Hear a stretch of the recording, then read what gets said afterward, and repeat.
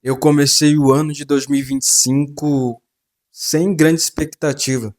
Na verdade, até que meio desanimado. Hoje são 30 de dezembro de 2025 e parando para refletir, eu identifiquei que muitas coisas mudaram. E eu gostaria de conversar com você com relação a isso. Ao iniciar esse ano, eu pude identificar que eu estava num estado emocional e sentimental muito crítico, aonde eu estava me sentindo emocionalmente muito cansado e também sem expectativas de nada, vamos se dizer. Várias incertezas com relação ao que iria ser do meu futuro, sobre a minha vida profissional, vários conflitos internos, aonde eu pude me ver no fundo do poço. Sabe quando você não tem ânimo para quase nada? Isso pode se dizer que talvez seja um estado, ou seja, uma de depressão, vamos se dizer. E eu me cheguei ao ponto onde eu não tinha mais ânimo para nada. Até para fazer as coisas que eu mais gostava, como por exemplo, me exercitar, organizar a minha casa, sabe, coisas que você ama fazer, treinar. Eu gosto muito de treinar calistenia. E eu me encontrei onde eu vi como se eu estivesse no fundo do poço. E quando eu estava nesse estado, eu comecei a orar, a buscar mais a Deus. Eu sempre busquei ter mais intimidade com Deus. É algo que eu trago como primordial na minha vida. É ter intimidade com Deus, ter intimidade com o Criador.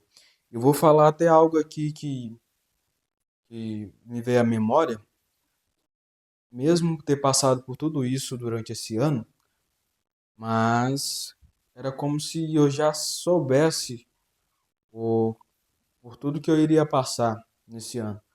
Só que, porém, contudo, entretanto, eu meio que não imaginaria que iria ser tão rápido.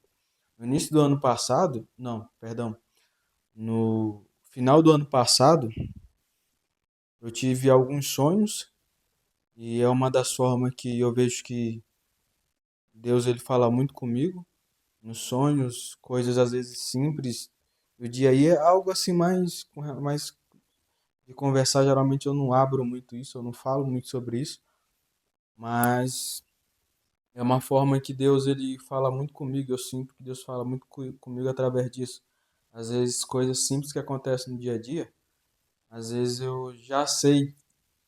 Então é algo meio, ou seja, não é algo natural, é algo meio que sobrenatural. E no meio do ano passado, no em novembro mais ou menos, novembro para mês de outubro, eu tive um sonho onde eu estava numa guerra. E essa guerra, quando eu me deparava com essa guerra, falava assim, cara, o que está acontecendo? Por que que todo mundo tá se matando, tá se atirando, e eu no sonho, né? Todo mundo ficou parado, identificando, e eu comecei a questionar o porquê de todo mundo estar se matando sem qualquer motivo. Aí, posteriormente, depois eu fui ter interpretação do que era o sonho, e veio outros também sobre eu estar num rio, eu estar me afogando, e de repente eu encontrava força da onde eu menos imaginava. Teve até sonhos aonde eu estava com uma mochila nas costas, ou seja, muito peso, muita carga emocional. A gente vai interpretando, ao passar do tempo, quando a gente vai tendo geralmente esses sonhos, a forma como Deus vai falando com a gente vai aprendendo a ter discernimento. Aí foi quando eu entendi que eu iria passar, que eu iria que eu ia passar por um processo muito grande, muito dolorido. Foi aonde eu identifiquei que eu precisava de cura, cura emocional, cura no sentimental. Foi aonde eu identifiquei que muitas das vezes existe feridas, existe traumas dentro da gente que precisam ser curada, que precisam ser sarada. Eu sei que não é algo fácil, mas muitas das vezes é necessário. É até meio estranho eu estar vendo compartilhar sobre isso aqui, mas eu acredito que de alguma forma possa te ajudar, possa acrescentar, agregar na sua vida. Foi aonde eu percebi que a vida ela é feita de ciclos e de níveis.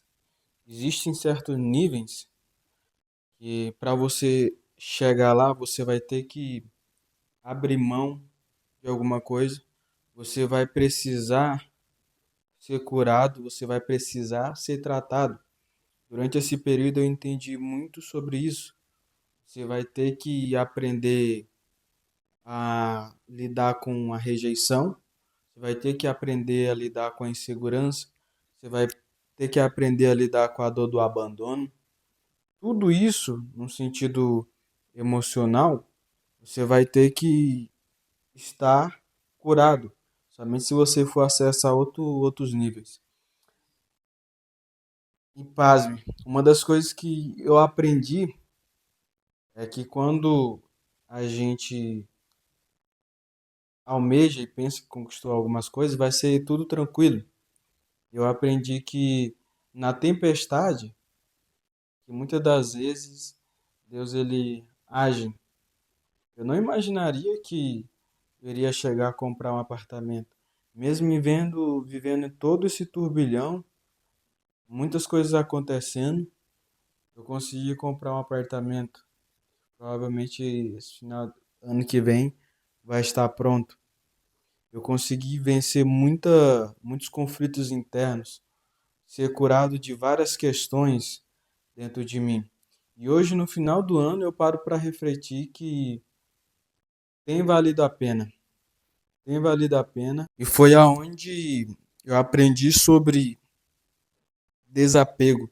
Acho que provavelmente em outro momento eu trago sobre esse assunto, sobre o desapego. Porque muitas das vezes a gente se apega em várias expectativas em busca de sonhos, a gente fica freneticamente focado, direcionando apenas energia para aquilo, fica muito apegado e as coisas acabam não acontecendo. E quando a gente desapega, você percebe que as águas dos rios, vamos dizer, começam a fluir, as coisas começam a acontecer. Acredito que futuramente eu traga aqui um vídeo com relação a isso sobre desapego. Mesmo tendo vivido nesse período de total desânimo e frustração, eu acredito que isso me fez bem, me fez muito bem. Eu ouvi uma frase que diz o seguinte: não trate o meio como se fosse o fim. Porque muitas das vezes a gente, quando está em meio em certas situações, em certas adversidades, a gente não consegue enxergar o futuro, um futuro onde a gente já venceu tudo aquilo que a gente está no meio. Então, não trate o meio como se fosse o fim. Por quê? Porque o fim provavelmente vai ser maravilhoso. Era isso que eu gostaria de compartilhar com você. Acredito que esse ano de 2026 eu não sei o que esperar de 2026, mas eu acredito que nós podemos sim continuar lutando, continuar avançando com fé em Deus e trilhando nos caminhos de Deus, nos caminhos do Senhor, e assim Ele nos conduza nesse próximo ano. Abraço, feliz ano novo!